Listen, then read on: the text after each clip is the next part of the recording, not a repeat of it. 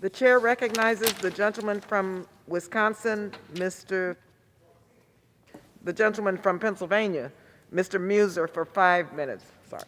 Thank you, Madam Speaker. Yes, the great Commonwealth of Pennsylvania. I appreciate that.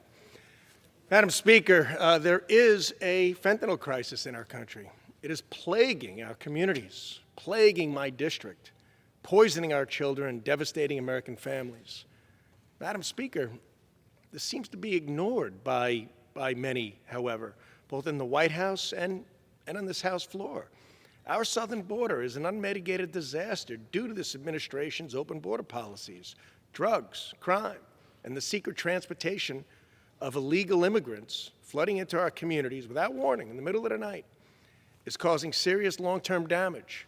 Yet, it seems to be ignored by too many. Fentanyl is an extremely deadly substance. It has flowed into our country in droves by way of the southern border. A recent study found that fentanyl deaths have doubled in 30 states amid the border crisis.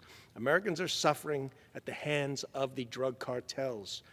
The Customs and Border Patrol reported a 134% increase in fentanyl seizures in fiscal year 2021, with a disturbing 11,000 pounds confiscated of fentanyl, estimated to be able to kill every American 7 times over.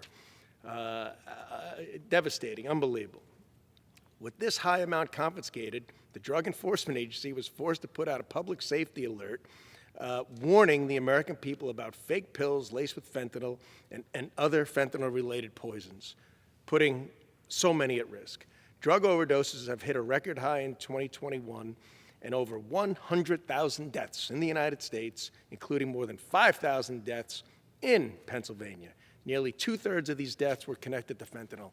In 2021, the leading cause of deaths for Americans between the ages of 18 and 45 were drug overdoses. Is there any question that Congress should act?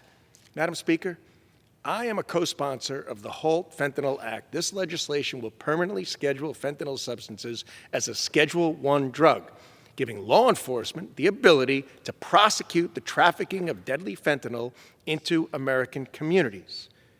My Democrat colleagues recently blocked this life-saving legislation when my Republican colleagues offered it for consideration last week. It truly is hard to understand why President Biden and far too many of our Democrat colleagues, in fact, not all last week, have ignored this crisis.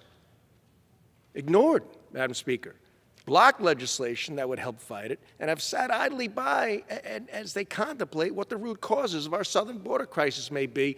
And Madam Speaker, if someone could show me where, Madam Speaker, we have seen the White House actually mention fentanyl as the terrible scourge on our country, I'd like to see it, Madam Speaker. If, however, they were to take a mirror to their own policies, they might realize that the root cause is the policies themselves.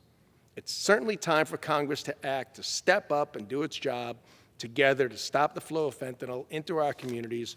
Thank you, Madam Speaker, and I yield back the balance of my time.